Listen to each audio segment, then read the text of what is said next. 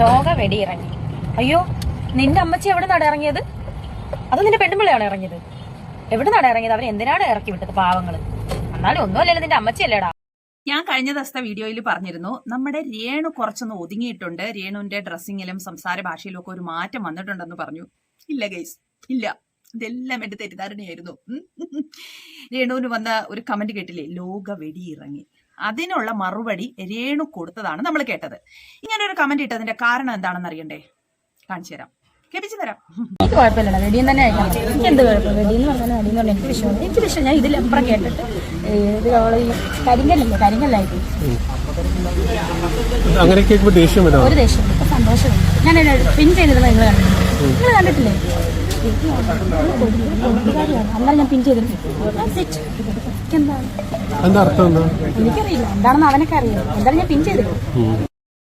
ഇതുകൊണ്ടാണ് കമന്റ് ഇടുന്നത്. ഞാൻ ആ കമന്റ് എടുത്ത് പിൻ ചെയ്തിടും. അപ്പം കമന്റ് ഇട്ട ആൾ വിചാരിച്ചിട്ടുണ്ടാവും ഞാൻ കമന്റ് ഇട്ട് കഴിഞ്ഞാൽ ആ കമന്റ് എടുത്ത് പിൻ ചെയ്തിടുമെന്ന്. രേണു സംസാരിക്കുമ്പോൾ ആലോചിച്ചും കണ്ട് സംസാരിക്കണം. ഇല്ലാന്നുണ്ടെങ്കിൽ പിന്നീട് പല പ്രശ്നങ്ങളും വരും. ഇപ്പൊ വന്നത് കണ്ടില്ലേ, രേണു തന്നെ രേണുവിന്റെ വാ കൊണ്ട് തന്നെ പറഞ്ഞതാണ്, എന്നെ അങ്ങനെ വിളിക്കും, എന്നോട് എങ്ങനെ പറയാറുണ്ട്, എനിക്ക് അതൊരു പ്രശ്നമേ അല്ല, വിളിക്കട്ടെ, പറയട്ടെ, എനിക്ക് അതിന്റെ അർത്ഥം പോലും അറിയത്തില്ല. അർത്ഥം പോലും അറിയാതെയാ പിന്നെ ഇപ്പൊ ഇങ്ങനെയുള്ള മറുപടിയൊക്കെ കൊടുക്കാൻ പറ്റുന്നത്. അപ്പൊ ഇങ്ങനെ ഒരു കമന്റ് വന്നപ്പോ എന്തിനാ രേണു മറുപടി കൊടുത്തത്? അതിന്റെ അർത്ഥം പോലും അറിയത്തില്ല എന്നുണ്ടെങ്കിൽ പിന്നെ എന്തിനാ രേണു അങ്ങനെ പറഞ്ഞത്? അങ്ങനെ പറഞ്ഞാൽ എനിക്ക് പ്രശ്നമൊന്നുമില്ല. അങ്ങനെ പറയുന്ന കമന്റുകൾ ഞാൻ എടുത്ത് പിൻ ചെയ്ത് വെക്കുമെന്ന്. അതുകൊണ്ടല്ലേ ഇപ്പൊ ഇങ്ങനെ ഒരു കമന്റ് വന്നത്. എന്നിട്ട് ഇപ്പൊ കമന്റ് ഇട്ട ആൾക്കായി കുറ്റം. രേണുവിന് ഒരു കുറ്റവും ഇല്ല. ഇപ്പൊ എല്ലാ ആൾക്കാരും പറയും, നിനക്ക് എന്ത് കുഴപ്പം, നിങ്ങൾ എന്തിനാ ഇങ്ങനെ പറയുന്നേ?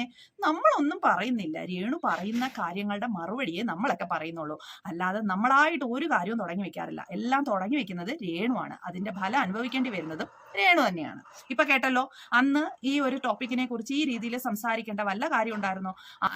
രേണു മുന്നേ പറഞ്ഞിട്ടുണ്ടായിരുന്നു, ഈ ഒരു സംഭവം എനിക്ക് ഭയങ്കര ഇഷ്ടമാണ്, ഇങ്ങനെ മുകളിലേക്ക് പൊട്ടുന്നതല്ലേ, പല ടൈപ്പിലുള്ളതുണ്ടെന്ന് പറഞ്ഞു. അതിനെ ഞങ്ങൾ എക്സ്പ്ലെയിൻ ചെയ്ത് സംസാരിക്കുന്നുണ്ടായിരുന്നു. നമുക്ക് അതൊന്ന് കേൾക്കാം ആദ്യം. എന്താ പറയാ, ഏത് പടക്കമാണോ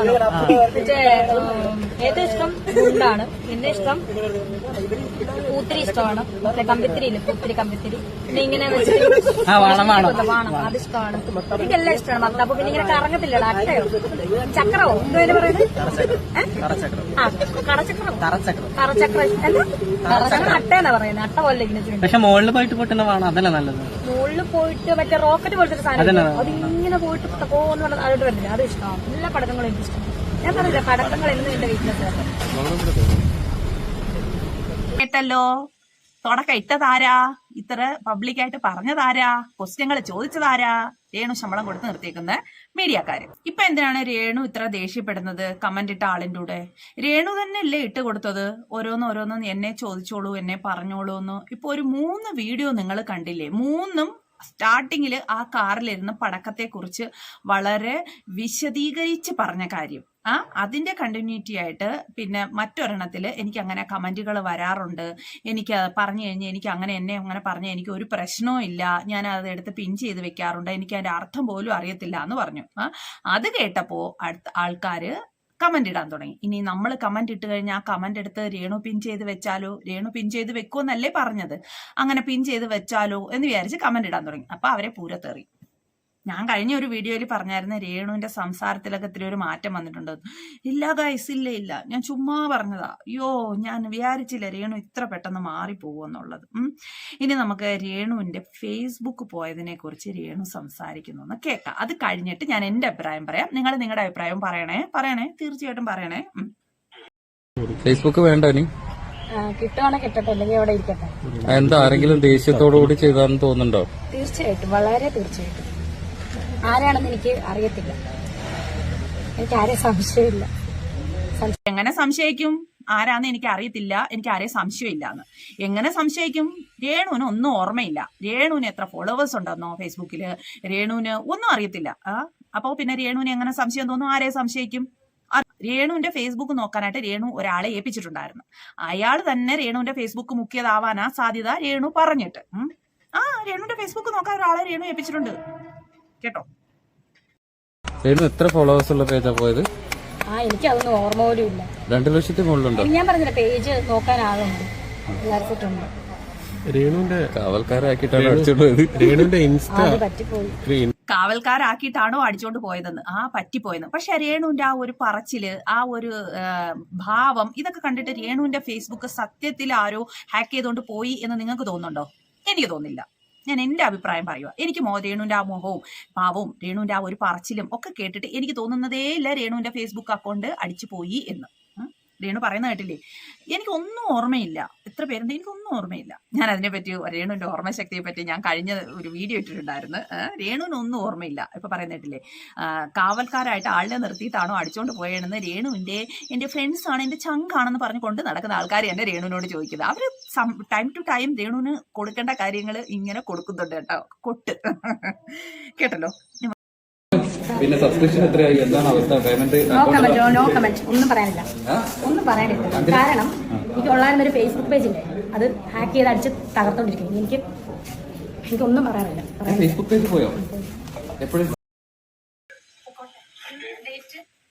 ആ ഫേസ്ബുക്ക് പേജ് പോയോ എന്ന് അവർ ചോദിച്ചണക്ക് അതിനെക്കുറിച്ച് പറയാനുള്ള ഒരു താല്പര്യം പോലും രേണു കാണിക്കുന്നില്ല. അപ്പൊ രേണു ഇത് ഒളിപ്പിച്ച് വെക്കുവല്ലേ? ഇപ്പൊ ഈ സംസാരത്തിൽ നിന്നൊക്കെ നിങ്ങൾക്ക് മനസ്സിലായിട്ടുണ്ടല്ലേ രേണുവിന്റെ ഫേസ്ബുക്ക് സത്യത്തിൽ ഹാക്ക് അല്ല എന്നുള്ളത്? അല്ല, നോക്കിക്കോ നിങ്ങൾ. പിന്നീട് ഒരു സമയത്ത് കുറച്ച് ദിവസം കഴിയുമ്പോഴത്തേന് രേണു തന്നെ വന്ന് പറയും, അത് ഞാൻ ഒരു ആദ്യമൊന്നും രേണുവിന്റെ ഈ പേജൊക്കെ നോക്കാനായിട്ട് ആളിനെ വേപ്പിച്ചിടണം എന്നുള്ള കാര്യങ്ങളെന്ന് രേണു പറഞ്ഞിട്ടില്ലായിരുന്നു. രേണുവിന് ഒരു മാനേജർ ഉള്ള കാര്യം മാത്രമേ രേണു പറഞ്ഞിട്ടുള്ളായിരുന്നു.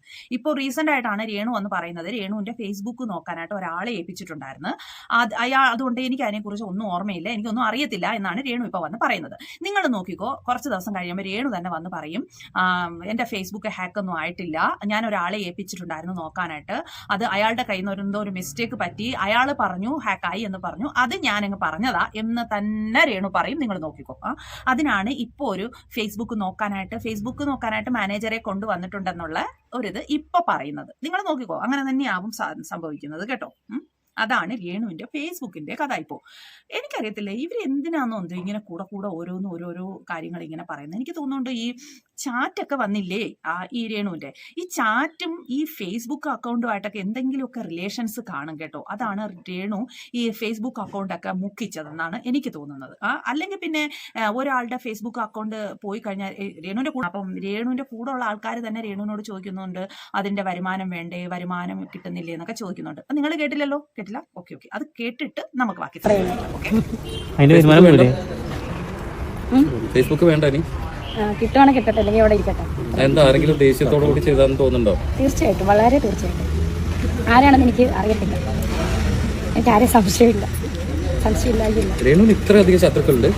നിങ്ങൾക്ക് അറിയാവുന്നല്ലേ രേണുവിന് ഇത്രയധികം ശത്രുക്കളുണ്ട്. പക്ഷെ രേണു ആർക്കും ഒരു ശത്രുതയും ആർക്കും വരുത്തി വെക്കുന്നില്ല. പക്ഷെ എൻ്റെ എന്തോ കുറച്ച് മുന്നേ പറഞ്ഞ പോലെ വെല്ലുവിളിച്ചതിന്റെ പകരം വീട്ടിൽ ഫേസ്ബുക്ക് പേജ്